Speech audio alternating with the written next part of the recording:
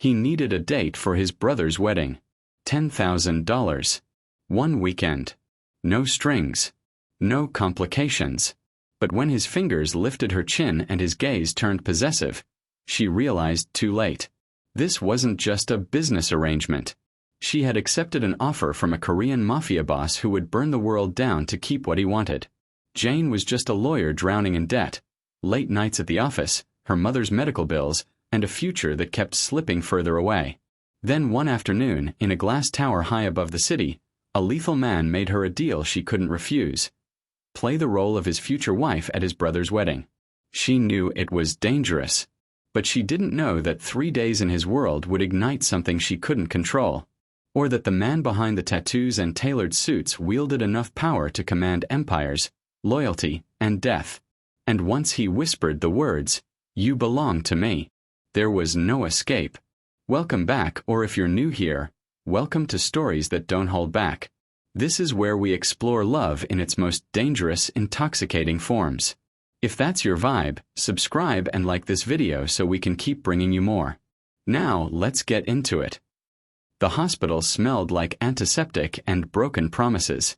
Jane stood in the doorway of room 412, watching her mother sleep beneath thin white sheets that did nothing to hide how small she'd become. The monitors beeped their steady rhythm, a sound that cost $200 an hour whether her mother was awake or not.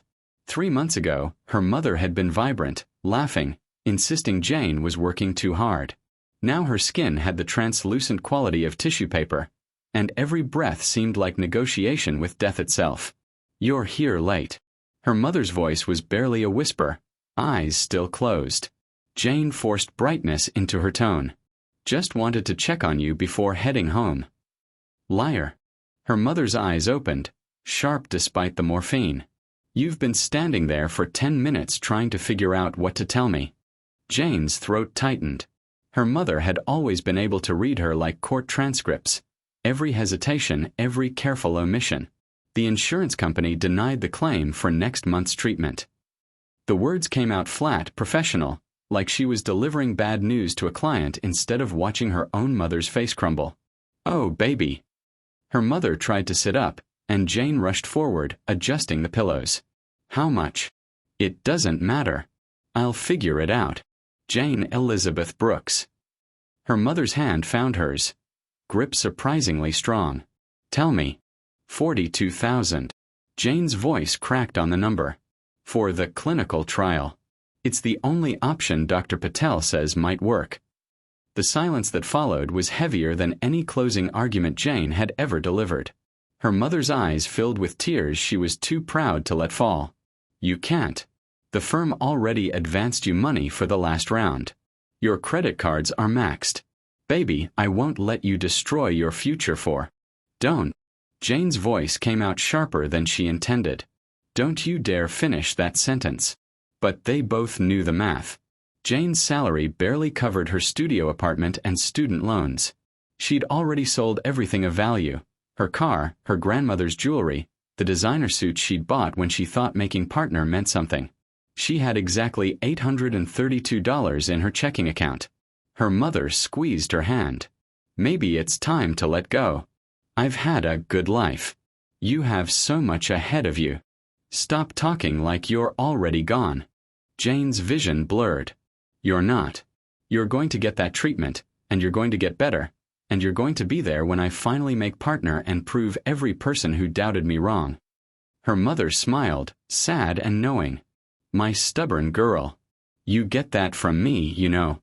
That pride that won't let you ask for help even when you're drowning." Jane thought about the business cards sitting in her purse. Heavy stock paper, embossed with a single name and number. No title. No company. Just the scent of expensive cologne and danger. Asterisk $10,000. One weekend. Asterisk. She'd thrown it in the trash the moment she left his office. Then fished it out again at midnight, staring at it like it might bite. "There might be something," Jane heard herself say. "A client. He needs help with a family matter. The fee would cover everything." It wasn't quite a lie. Just a careful reshaping of the truth, the kind of thing she'd been trained to do in law school. Her mother studied her face. This client. He's trouble, isn't he? Jane thought about Hyunwoo's fingers lifting her chin. The way his eyes had promised things that had nothing to do with money or contracts. The geometric tattoos she'd glimpsed beneath his collar. Dark ink against golden skin. Yes, she admitted. He's trouble. Then be careful, baby. Sometimes the cost of survival is higher than the price tag suggests. Jane kissed her mother's forehead and promised she would be. But as she walked out of the hospital into the cold night air, pulling out her phone to dial the number she'd already memorized, she knew that promise was the first casualty of necessity. Pride was a luxury she could no longer afford.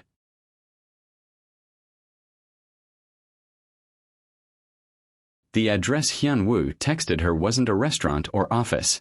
It was a private residence in Tribeca, the kind of building where doormen wore better suits than most lawyers and silence cost extra. Jane's reflection in the elevator's mirrored walls looked out of place. Her best dress was 2 seasons old, her heels scuffed at the toes. She'd done her makeup 3 times, trying to find the balance between professional and whatever the hell this situation required. The elevator opened directly into a penthouse that could have been featured in architectural magazines. Floor-to-ceiling windows overlooked the Hudson. Minimalist furniture that probably cost more than her law degree. And in the center of it all, for men who turned to assess her with the synchronized precision of predators. Hyunwoo stood from a leather sofa, and Jane's breath caught despite herself.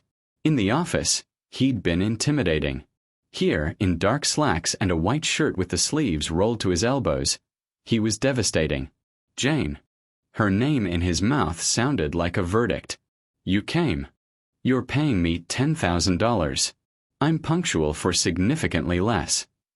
One of the men, broad-shouldered, with a scar bisecting his eyebrow, laughed. I like her. She's got spine.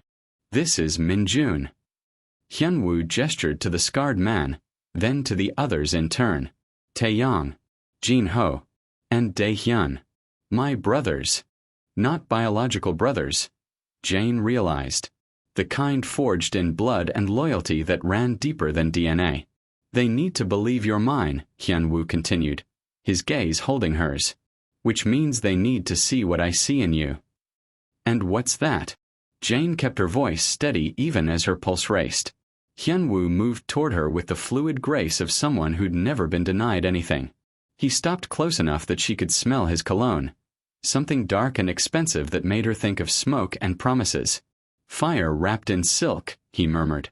A woman who walks into a room full of killers and doesn't flinch. I'm flinching on the inside. His lips curved. Good. Fear keeps you sharp. Taeyong, lean with silver rings on every finger, circled her like she was evidence in a crime scene. She doesn't look like your usual type, Hyung. My usual type, Hyunwoo said coldly, bores me. Jane felt his hand settle on the small of her back, possessive and warm through the fabric of her dress. The casual ownership in the gesture should have offended her. Instead, it sent electricity down her spine. Tell them about yourself, Hyunwoo said softly. Let them see why I chose you. Jane lifted her chin. I'm a corporate attorney. I negotiate contracts and close deals. I'm excellent at reading people and better at keeping secrets. She met each man's gaze in turn. And I don't scare easily despite present company. Minjun grinned. She'll do. The family won't buy it. Jin-ho spoke for the first time, voice rough as gravel. Your father will see through this in seconds. She's too. Careful. Hyunwoo's tone dropped to something lethal, and the temperature in the room seemed to plummet. Finish that sentence and we'll have a problem. Jin-ho raised his hands in surrender. Hyunwoo turned back to Jane, and something shifted in his expression. A decision made. He reached up and began unbuttoning his shirt. Jane's eyes widened. What are you? If you're going to play my future wife, you need to know who I really am. He shrugged the shirt off his shoulders, and Jane forgot how to breathe. The tattoos started at his collarbone and flowed across his chest and shoulders like violent poetry. A dragon coiled around his ribs, scales rendered in exquisite detail. Korean characters she couldn't read marked his shoulder blade. A tiger midstrike covered his left pectoral, all fangs and fury. But it was the scene across his back that made her throat go dry. When he turned, she saw a phoenix rising from flames, wings spread wide across his shoulder blades, the detail so intricate she could count individual feathers. These weren't decorations. They were a resume written in ink and pain. Each one marks something I've survived, Hyun-woo said quietly. Or someone I've lost. This is what you're agreeing to be part of, Jane. Not the suits and the money. This. He turned back to face her, and the raw honesty in his eyes made her forget about the other men in the room, forget about the deal, forget about everything except the dangerous truth settling in her chest. She was in over her head. And she was going to drown willingly. Jane is risking everything to save her mother, stepping into a world that wants to break her. If you believe a woman like Jane deserves to be seen and protected, hit that like button and subscribe. Don't leave her alone in the lion's den. Let's continue. The restaurant was the kind that didn't have prices on the menu or its name on the door. Private room. Silk wallpaper. A table set for 3 with chopsticks that probably cost more than Jane's monthly rent. Hyun-woo's hand rested on her lower back as they entered, a gesture that looked affectionate but felt like a lifeline. Remember, he murmured against her ear, my father respects strength. Show him the lawyer, not the woman who needs the money. Jane nodded, her heart hammering against her ribs. The man at the head of the table didn't stand when they entered. He didn't need to. Power radiated from him like heat from asphalt in summer. Inevitable, oppressive, inescapable. Kim Jae-sung looked like an older, harder version of his son. Silver threaded through his black hair. His suit was impeccable, traditional. And his eyes, when they landed on Jane, held the warmth of a coroner's slab. A Byoji. Hyun-woo bowed, and Jane felt him tense beside her. This is Jane Brooks. My future wife. The silence that followed could have shattered glass. Jae-sung's gaze traveled over Jane with the thoroughness of someone evaluating livestock.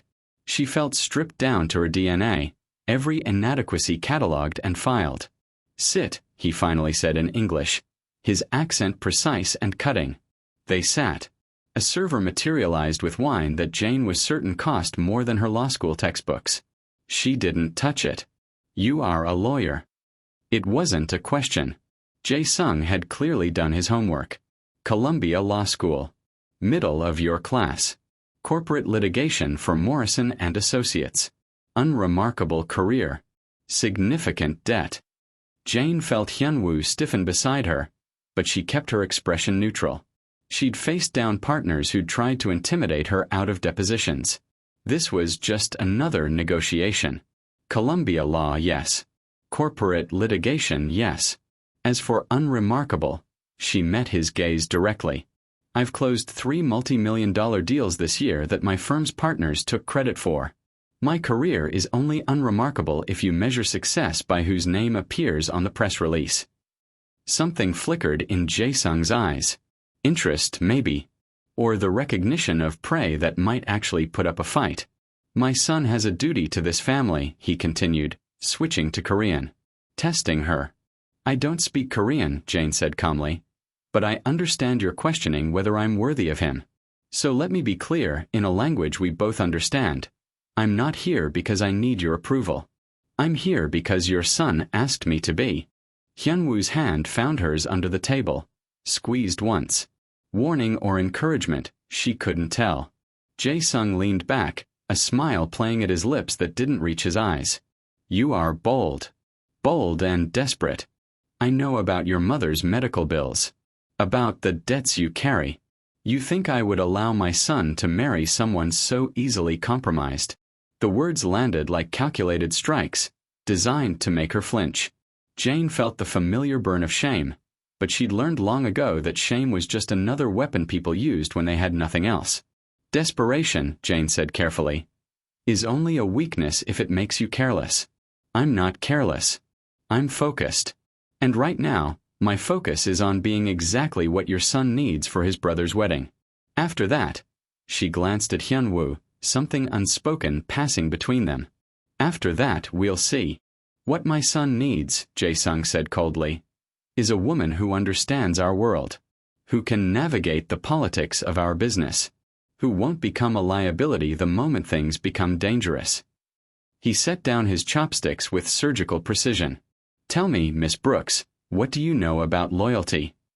Jane thought about her mother in that hospital bed, about the years she'd spent fighting for a career that had given her nothing but debt and disrespect, about the way she'd walked into a room full of Hyunwoo's men and refused to show fear. I know that loyalty isn't about blind obedience, she said. It's about standing beside someone even when it costs you everything. It's about being the person who doesn't run when the lights go out. She held Jae-sung's gaze. I know about survival, Mr. Kim. And I know that the people worth being loyal to are the ones who see you as more than just a transaction. The silence stretched thin and dangerous. Then Jae-sung laughed, a sound like breaking bones. Perhaps you will not bore me after all.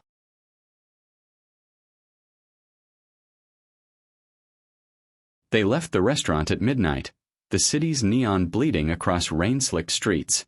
Jane's heels clicked against the pavement, each step a reminder that she'd survived dinner with a man who could probably make people disappear with a phone call. You did well. Hyunwoo's voice cut through the sound of distant traffic. Your father hates me. He respects you. That's more valuable. Jane laughed, the sound brittle. I'm not sure I see the difference. Hyunwoo stopped walking, and she turned to find him studying her with an expression she couldn't quite read. You're hungry. It wasn't a question.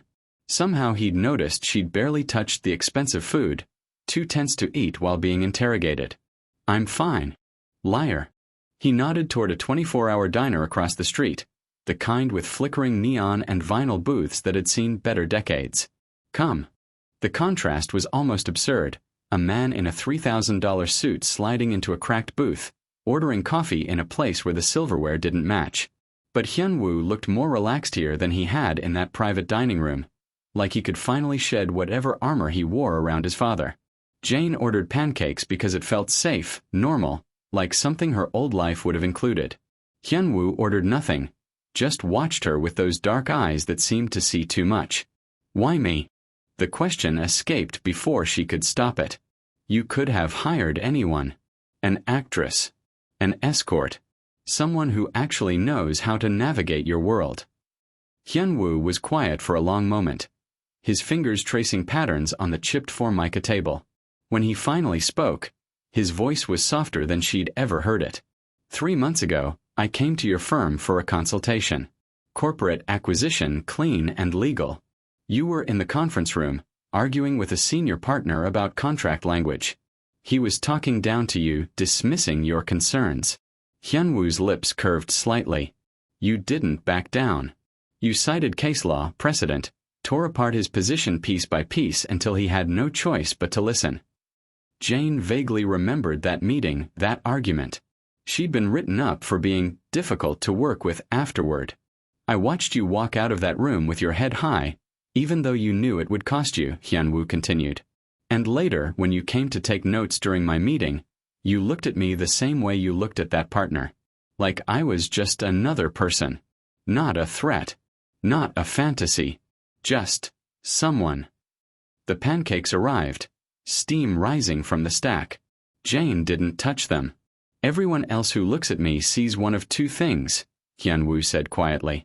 Either they see the money and the power and they want something, or they see the tattoos and the reputation and they're afraid. Fear and greed. That's all I've known for 10 years. And I'm different. Jane's voice came out barely above a whisper. You looked at me like you were calculating whether I was worth your time. His eyes met hers, and something in them made her chest tighten. Like I had to earn your respect, not command it. Do you have any idea how rare that is in my world? Jane thought about that day in the conference room, about looking up from her notes to see him watching her with an intensity that had made her skin prickle. She dismissed it as paranoia, the hyper-awareness of being one of the few black women in a room full of power. You're romanticizing this, she said, but her voice lacked conviction. I'm here because I need money. That's greed. No. Hyunwoo leaned forward, and she could smell his cologne again, that dark promise of smoke and danger. Greed is wanting more than you need. You're trying to save your mother's life. That's love. There's a difference. Jane's throat burned. Why are you telling me this? Because tomorrow we go to my brother's estate for the wedding preparations. You'll meet more of my family, more people who will try to find your weaknesses and exploit them. His hand covered hers on the table, warm and certain. I need you to understand that I didn't choose you because you were convenient or desperate. I chose you because when I look at you, Jane, I see someone who hasn't let this world break her yet. Yet, Jane repeated, her heart hammering. Yet, Hyunwoo agreed, his thumb tracing circles on her wrist. And I'm going to make sure it doesn't. The ice around Hyunwoo's heart is finally melting, and for the first time, Jane feels like she belongs. But the shadows are closing in. If you're rooting for this love to survive the storm, show your support by subscribing now. Let's prove that love is stronger than the underworld. The safe house wasn't safe so much as it was invisible. A brownstone in Brooklyn tucked between a laundromat and a bodega, the kind of place that looked too ordinary to hide anything dangerous. Jane's hands were still shaking. 2 hours ago, she'd been in Hyunwoo's penthouse going over wedding details with Min-jun. Then the lights went out. Not flickering, complete, deliberate darkness. And in that darkness, she'd heard sounds that would haunt her. Breaking glass, shouting in Korean, and the unmistakable crack of a gunshot. Hyunwoo had grabbed her before she could scream, his hand over her mouth, his body shielding hers as he moved them through the penthouse with the precision of someone who'd planned for exactly this scenario.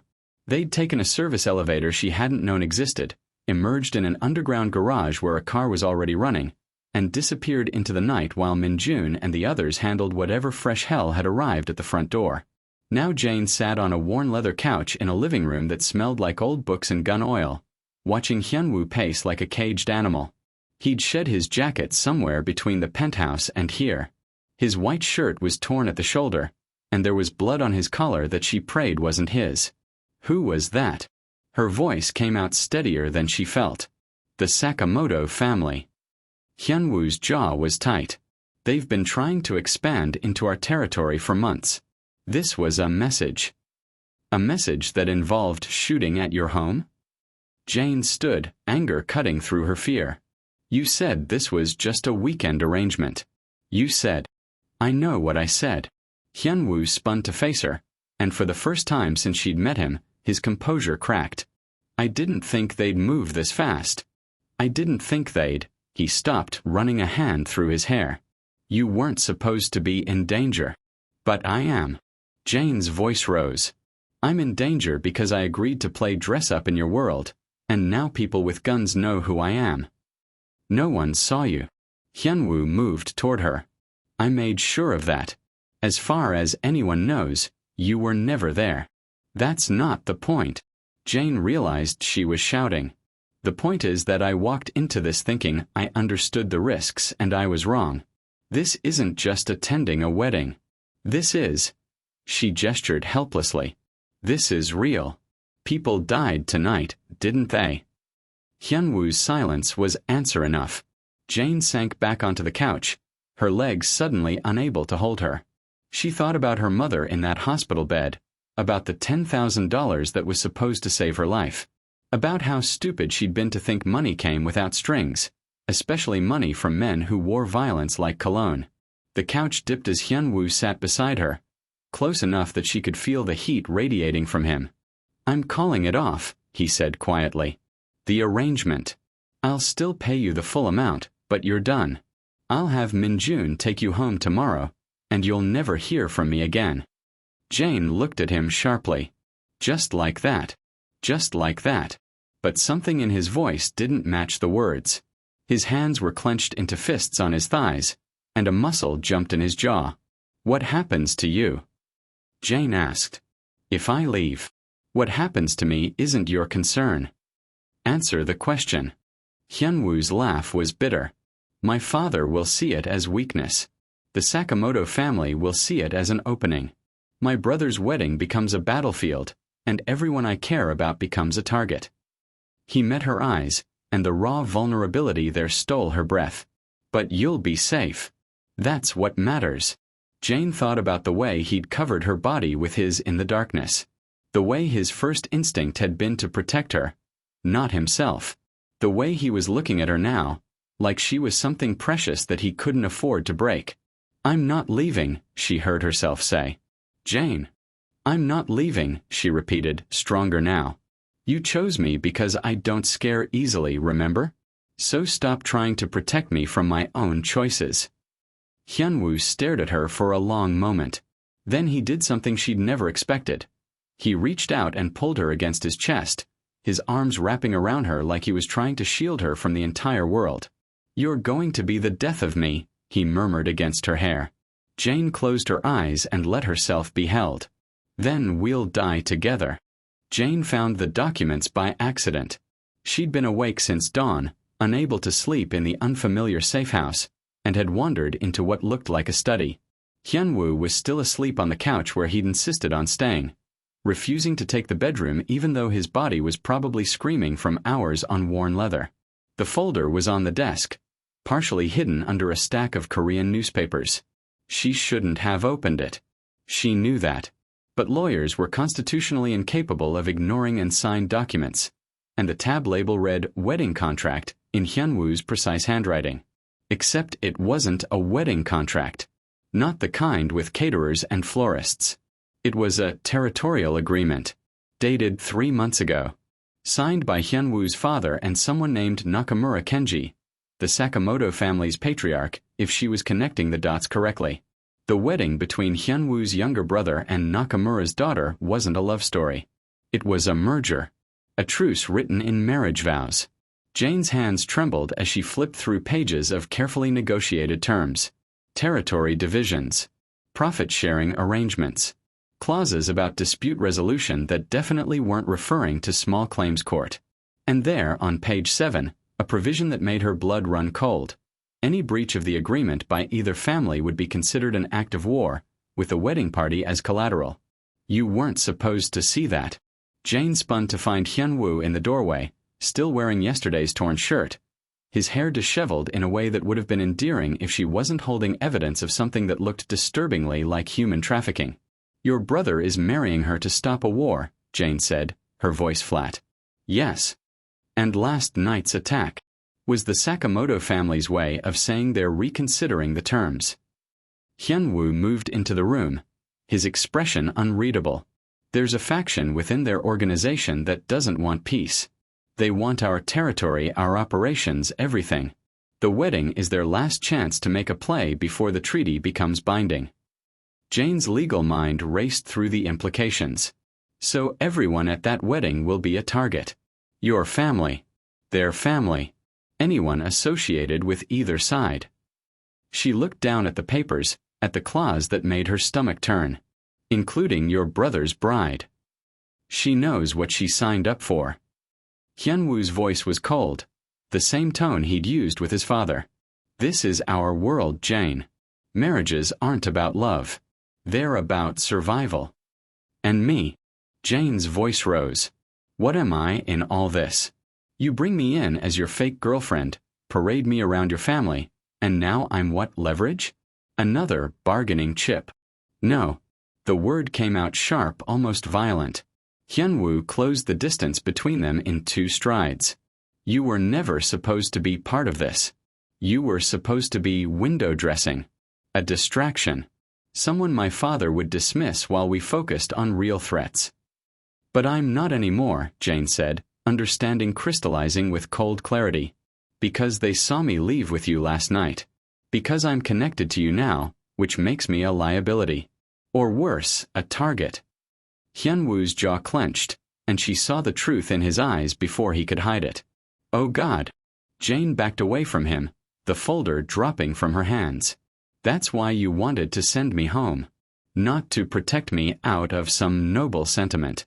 To protect yourself from the complication of having someone they could use against you." "That's not," Hyunwoo started, but Jane cut him off. How much of this was real? Her voice cracked. "The diner. The confession. You telling me you chose me because I didn't look at you with fear.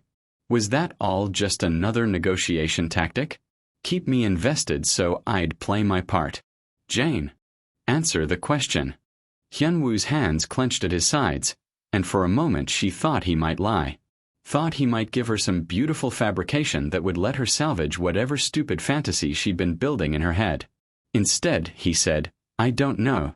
The honesty hurt worse than any lie could have. "The wedding is in 2 days," Hyunwoo continued, his voice rough. "After that, the treaty becomes official. The Sakamoto dissidents will either fall in line or make their move. Either way, it ends." He met her eyes, and the weight of what he wasn't saying pressed down on both of them. "I need you there, Jane. Not as window dressing. As someone who might actually keep me human long enough to survive this." Jane looked at the scattered papers, at the evidence of a world where love was currency and violence was language. "I want the truth," she said quietly. "No more games. No more careful omissions. If I'm walking into a war zone, I deserve to know exactly what I'm fighting for." Hyunwoo nodded slowly. "Then sit down. Because the truth is so much worse than you think. The danger is no longer a threat. It's a reality.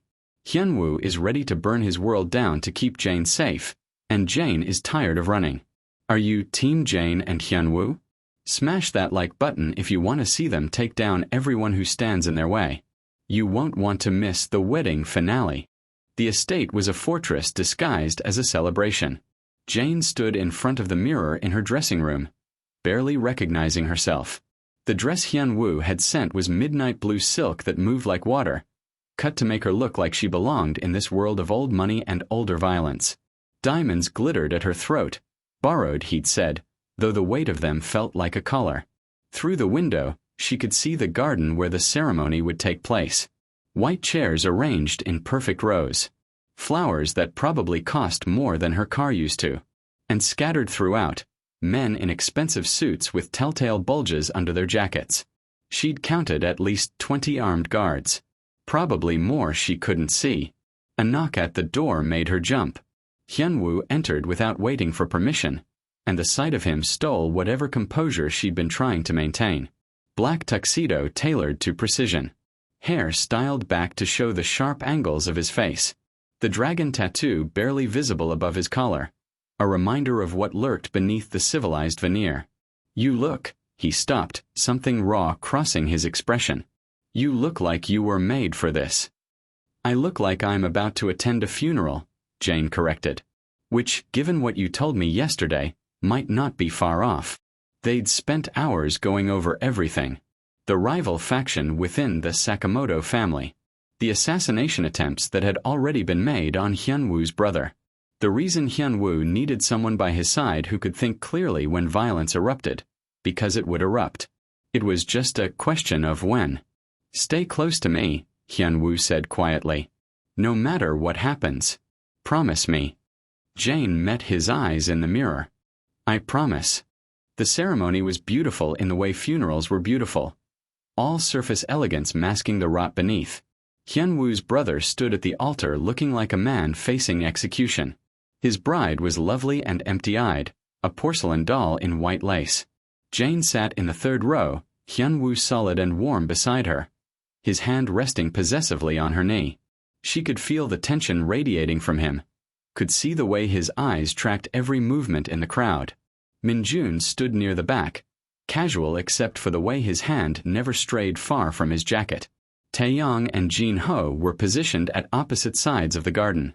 Strategic placement that looked accidental. They were expecting war at a wedding, and Jane was sitting in the middle of it wearing borrowed diamonds and a fake smile. The vows were spoken in Korean and Japanese, a blending of languages that should have symbolized unity but instead felt like the careful parsing of a contract. When the officiant pronounced them married, the applause was polite and hollow. Then came the reception. Champagne flowing like water. A string quartet playing Vivaldi.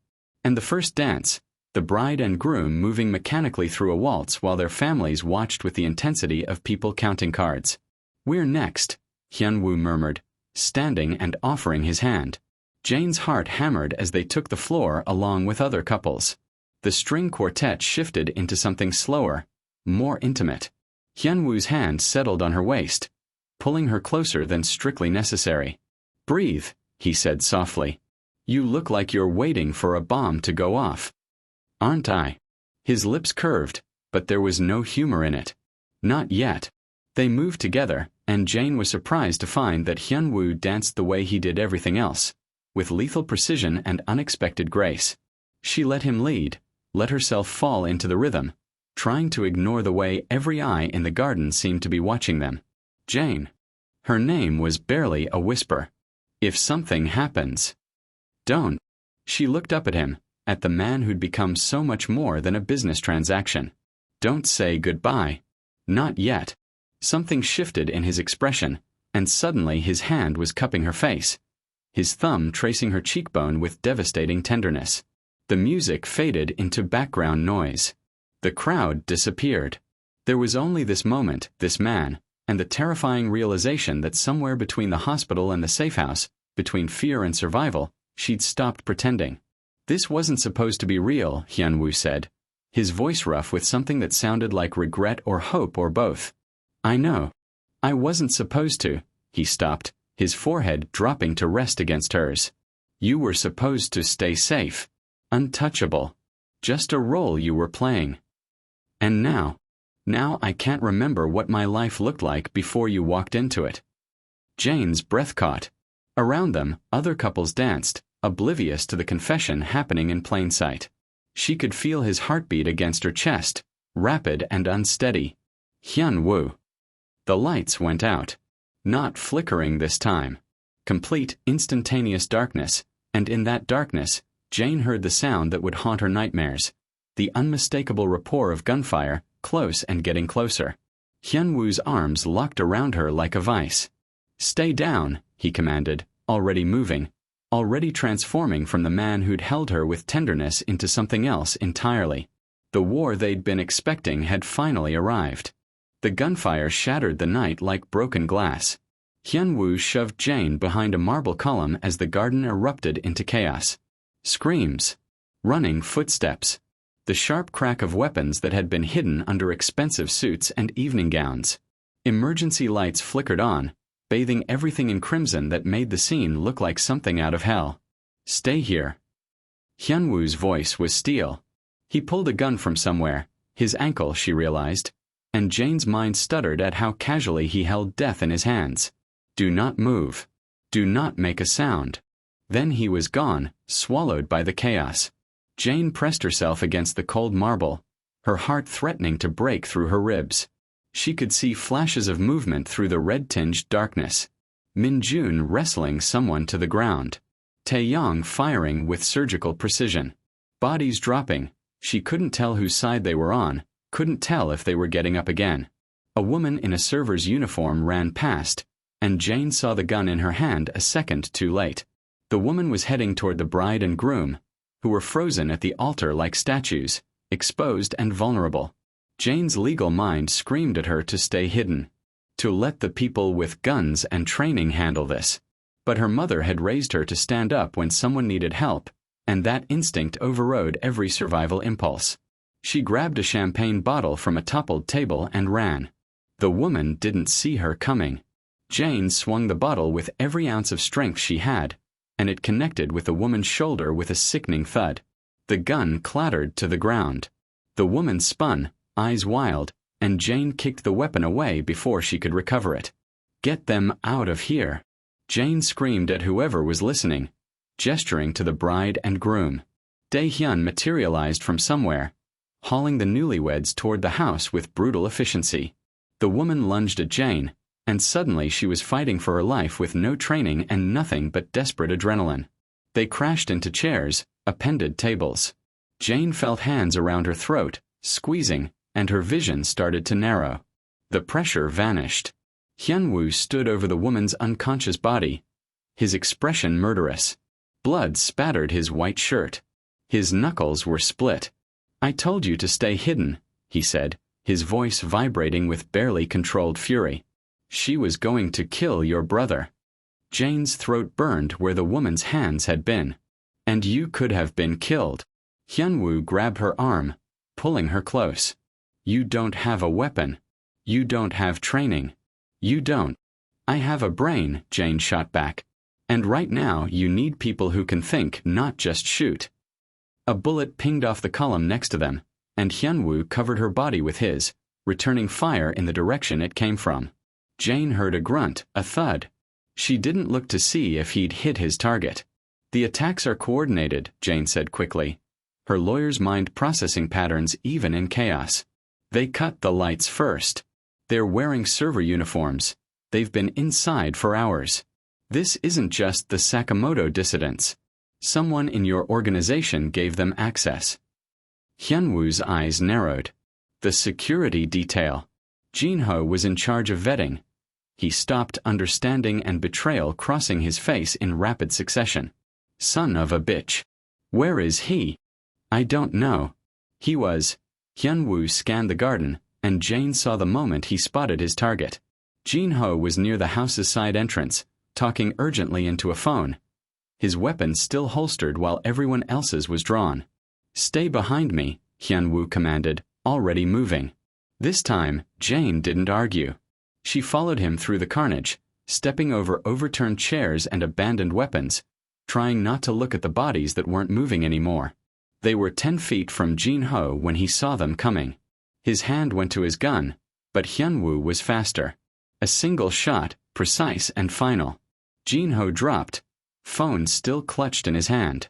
Hyunwoo picked up the phone. Jane heard a voice on the other end, angry and rapid in Japanese. "Tell Nakamura," Hyunwoo said in English, his voice carrying the weight of someone used to being obeyed, "that his coup failed. The treaty stands. And the next person who comes for my family won't get the mercy of a quick death." He ended the call and crushed the phone under his heel. The gunfire had stopped. In the terrible silence that followed, Jane could hear sirens in the distance. Paid-off cops, probably, who would arrive exactly late enough to miss everything important. Minjun appeared, bleeding from a cut above his eye but alive. "Perimeter is secure. We lost 4. They lost 12. Hyunwoo nodded, his hand finding Jane's and gripping it like a lifeline. She could feel him shaking, barely perceptible but there. "Get the families inside," he ordered. "Medical team for the wounded. Cleaners for the rest." His eyes found Jane's. "And someone get her out of here before." "No." Jane's voice was stronger than she felt. "I'm not leaving you. Not now." Hyunwoo looked at her. This woman who'd hit an armed assassin with a champagne bottle, who'd stood in a war zone and refused to hide, and something in his expression cracked open. "You're insane," he said. "Probably." Jane touched his bloodied face. "But I'm your insane. Despite everything, the bodies, the blood, the betrayal." Hyunwoo laughed. "Blood has been spilled, and the fake vows have become real. They've fought through the fire for each other. Now it's your turn to join the family. Subscribe and turn on notifications to see how their legacy ends. Your support is the reason these stories live on." 3 years later, the skyline looked different from the 32nd floor. Jane stood at the window of her corner office, with her name on the door in elegant lettering. Jane Brooks, senior partner. The view stretched across Manhattan, glass and steel monuments to ambition and survival. Mommy working. She turned to find their son standing in the doorway, all of 2.5 years old, with Hyunwoo's dark eyes and her defiant chin. He clutched a stuffed tiger, a gift from Minjun, who'd gone surprisingly soft in his role as honorary uncle. "Mommy's done working." Jane scooped him up, pressing a kiss to his temple. "Where's Daddy?" Talking to the scary men. Jane's blood went cold for just a moment before she heard Hyunwoo's laugh from the reception area. Not the cold, controlled laugh from his old life. The real one. The one he'd learned to use again. She carried their son out to find Hyunwoo in a suit that cost less than his old ones but fit better. Navy blue, respectable, the kind worn by legitimate businessmen. He was shaking hands with 2 executives from the development company his firm was partnering with. No tattoos visible. No weapons.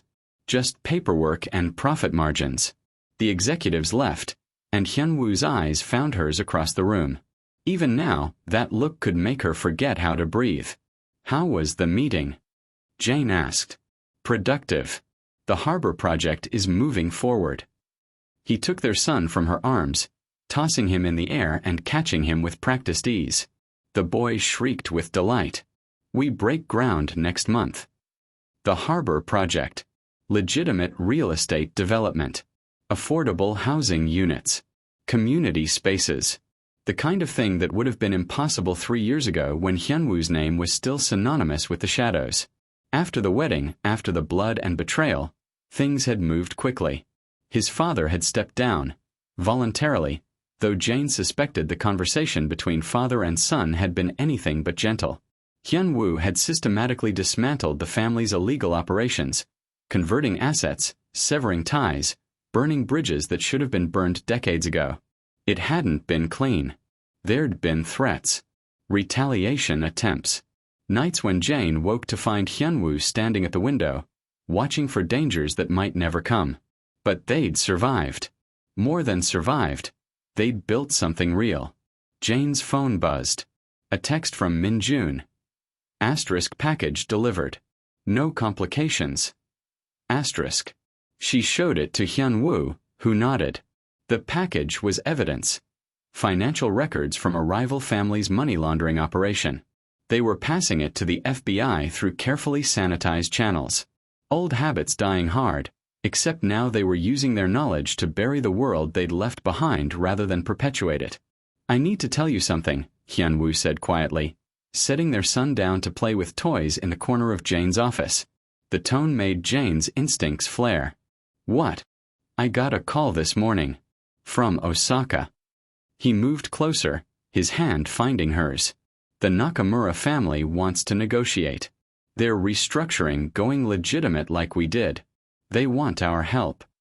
Jane's mind raced through the implications. The Nakamura family.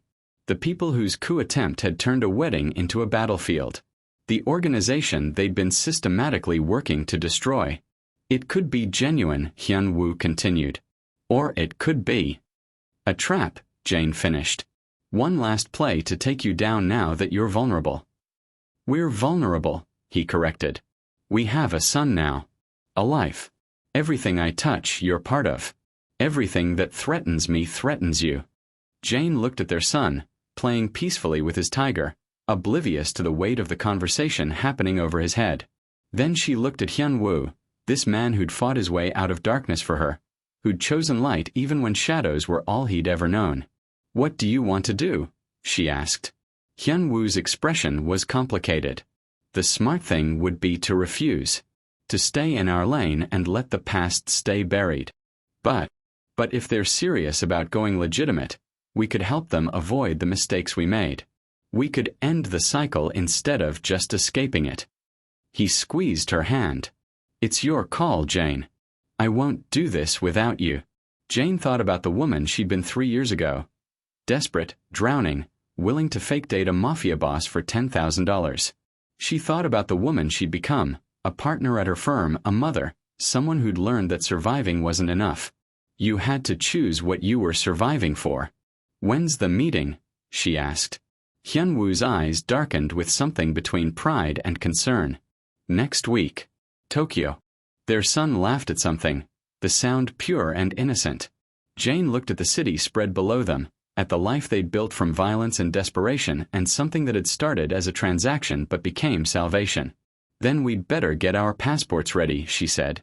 Hyunwoo pulled her close, his forehead resting against hers in that gesture that had become theirs. You know this could go wrong. Everything we've done could have gone wrong. Jane smiled. But we're still here. Together, he murmured. Together, she agreed. Outside the window, the sun set over Manhattan, painting the sky in shades of gold and crimson. Inside, their son played, and somewhere across the Pacific, old enemies were making new promises. Jane didn't know if she believed in redemption anymore. But she believed in choices.